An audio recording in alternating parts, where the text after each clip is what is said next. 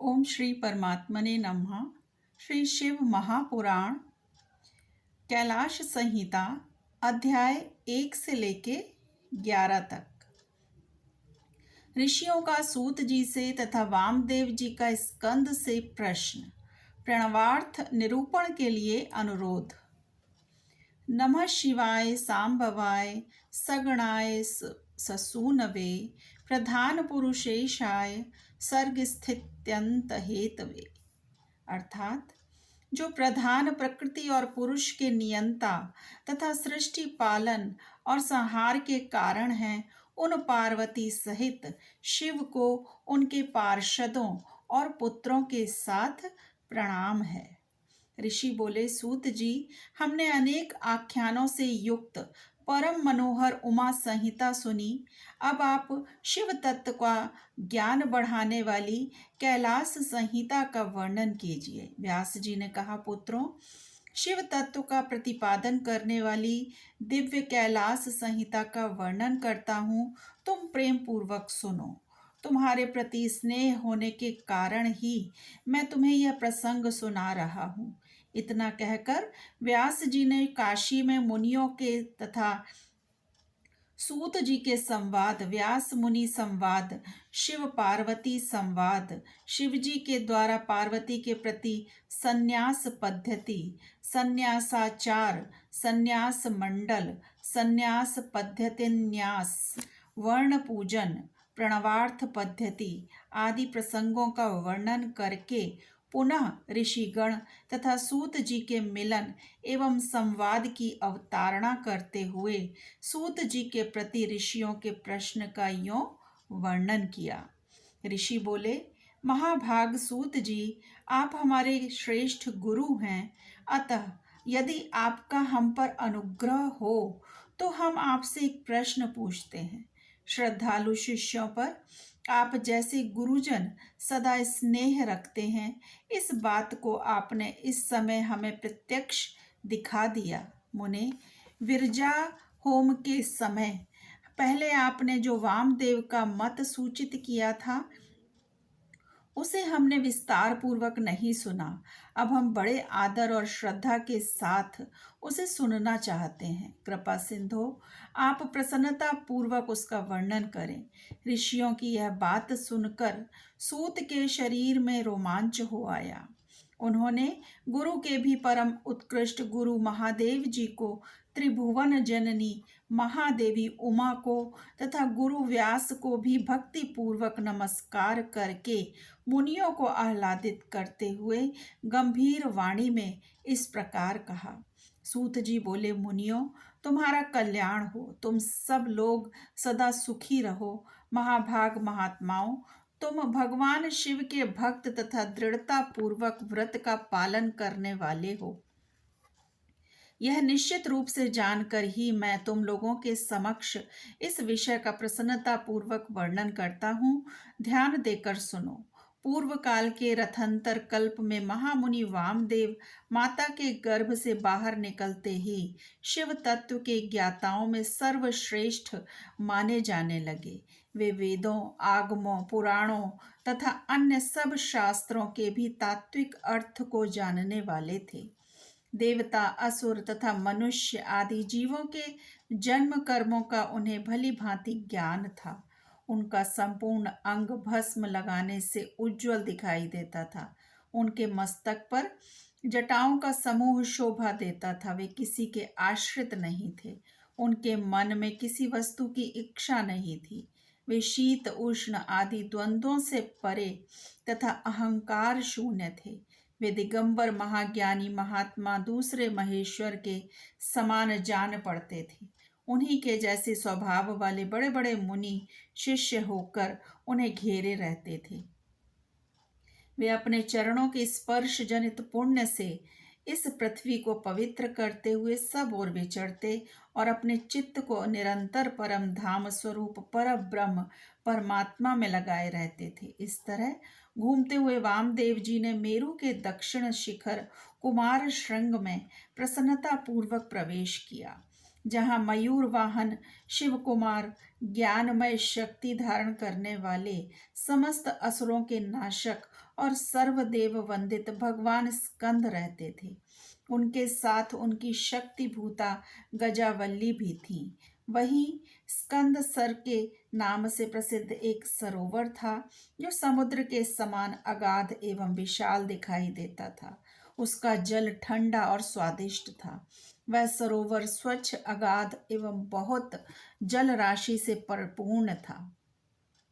उसमें संपूर्ण आश्चर्यजनक गुण विद्यमान थे। वह जलाशय स्कंद स्वामी के समीप ही था। महामुनि वामदेव ने शिष्यों के साथ उसमें स्नान करके शिखर पर बैठे हुए मुनि वृंद सेवित कुमार का दर्शन किया। वे उगते हुए सूर्य के समान तेजस्वी थे। मोर उनका श्रेष्ठ वाहन था। उनके 4 भुजाएं थीं, सभी अंगों से उदारता सूचित होती थी। मुकुट आदि उनकी शोभा बढ़ा रहे थे। रत्नभूत 2 शक्तियां उनकी उपासना करती थीं। उन्होंने अपने 4 हाथों में क्रमशः शक्ति, कुक्कुट, वर और अभय धारण कर रखे थे। स्कंद का दर्शन और पूजन करके उन मुनीश्वर ने बड़ी भक्ति से उनका स्तवन आरंभ किया। वामदेव जी बोले, जो प्रणव के वाच्यार्थ, प्रणवार्थ के प्रतिपादक, प्रणवाक्षर रूप बीज से युक्त तथा प्रणव रूप हैं, उन आप स्वामी कार्तिकेय को हमारा बारंबार नमस्कार है। वेदांत के अर्थभूत ब्रह्म ही जिनका स्वरूप है, जो वेदांत का अर्थ करते हैं, वेदांत के अर्थ को जानते हैं और नित्य विदित हैं, उन स्कंद स्वामी को बारंबार नमस्कार है। समस्त प्राणियों की हृदय गुफा में प्रतिष्ठित गुह को नमस्कार है, जो स्वयं गुह हैं, जिनका रूप गुह है तथा जो गुह शास्त्रों के ज्ञाता हैं, उन स्वामी कार्तिकेय को मैं नमस्कार करता हूँ। हे प्रभु, आप अणु से भी अत्यंत अणु और महान से भी परम महान हैं। कारण और कार्य अथवा भूत और भविष्य के भी ज्ञाता हैं। आप परमात्म स्वरूप को नमस्कार है। आप स्कंद माता के गर्भ से च्युत हैं। स्कंदन गर्भ से स्खलन ही आपका रूप है। आप सूर्य और अरुण के समान तेजस्वी हैं। पारिजात की माला से सुशोभित मुकुट आदि धारण करने वाले आप स्कंद स्वामी को सदा नमस्कार है। आप शिव के शिष्य और पुत्र हैं। शिव कल्याण देने वाले हैं, शिव को प्रिय हैं तथा शिवा और शिव के लिए आनंद की निधि हैं। आपको नमस्कार है। आप गंगा जी के बालक, कृतिकाओं के कुमार, भगवती उमा के पुत्र तथा सरकंडों के वन में शयन करने वाले हैं। आप महाबुद्धिमान देवता को हमारा नमस्कार है। षडक्षर मंत्र आपका शरीर है। आप 6 प्रकार के अर्थ का विधान करने वाले हैं। आपका रूप 6 मार्गों से परे है। आप षडानन को बारंबार नमस्कार है। द्वादशात्मन, आपके 12 विशाल नेत्र और 12 उठी हुई भुजाएं हैं। उन भुजाओं में आप 12 आयुध धारण करते हैं। आपको नमस्कार है। आप चतुर्भुजधारी, शांत तथा चारों भुजाओं में क्रमशः शक्ति, कुक्कुट, वर और अभय धारण करते हैं। आप असुर विदारण देव को नमस्कार है। आपका वक्ष स्थल गजावल्ली के कुचों में लगे हुए कुमकुम से अंकित है। अपने छोटे भाई गणेश जी की आनंदमयी महिमा सुनकर आप मन ही मन आनंदित होते हैं। आपको नमस्कार है। ब्रह्मा आदि देवता, मुनि और किन्नर गणों से गाई जाने वाली गाथा विशेष के द्वारा जिनके पवित्र कीर्ति धाम का चिंतन किया जाता है, उन आप स्कंद को नमस्कार है। देवताओं के निर्मल किरीट को विभूषित करने वाली पुष्पमालाओं से आपके मनोहर चरणार विंदों की पूजा की जाती है। आपको नमस्कार है।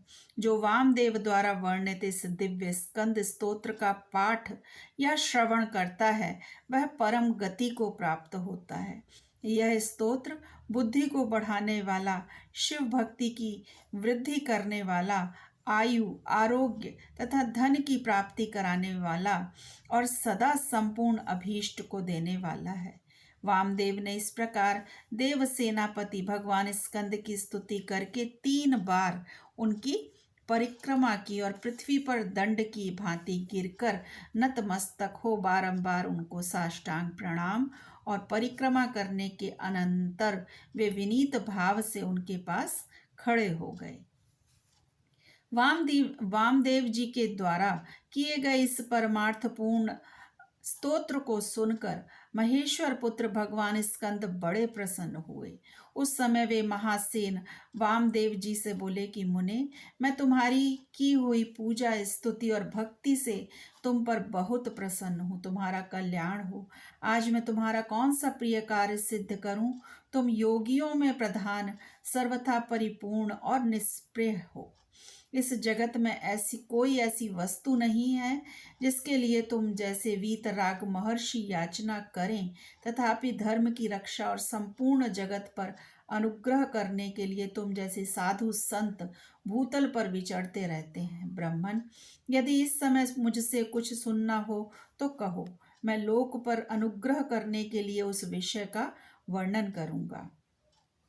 स्कंद की वह बात सुनकर महामुनि वामदेव ने विनयावनत हो मेघ के समान गंभीर वाणी में कहा। वामदेव जी बोले, भगवान, आप परमेश्वर हैं, अलौकिक और लौकिक सब प्रकार की विभूतियों के दाता हैं, सर्वज्ञ सर्वकर्ता, संपूर्ण शक्तियों को धारण करने वाले और सबके स्वामी हैं। हम साधारण जीव हैं। आप परमेश्वर के समीप बोलने की शक्ति या बात करने की योग्यता हम में नहीं है, तथापि यह आपका अनुग्रह है कि आप मुझसे बात करते हैं। महाप्राज्ञ, मैं कृतार्थ हूँ, कण मात्र विज्ञान से प्रेरित हो आपके समक्ष अपना प्रश्न रख रहा हूँ। मेरे इस अपराध को आप क्षमा करेंगे। प्रणव सबसे उत्तम मंत्र है। वह साक्षात परमेश्वर का वाचक है। पशुओं जीवों के पाश बंधन और छुड़ाने वाले भगवान पशुपति ही उसके वाच्यार्थ हैं। ओमितीदम सर्वम, ओंकार ही यह प्रत्यक्ष दिखने वाला समस्त जगत है। यह सनातन श्रुति का कथन है। ओमिति ब्रह्म, अर्थात ओम यह ब्रह्म है, तथा सर्वम हे तद ब्रह्म, यह सब का सब ब्रह्म ही है, इत्यादि बातें भी श्रुतियों द्वारा कही गई हैं। इस प्रकार मैंने समष्टि तथा व्यष्टि भाव से प्रणवार्थ का श्रवण किया है। तात्पर्य यह है कि समष्टि और व्यष्टि सभी पदार्थ प्रणव के ही अर्थ हैं। प्रणव के द्वारा सबका प्रतिपादन होता है।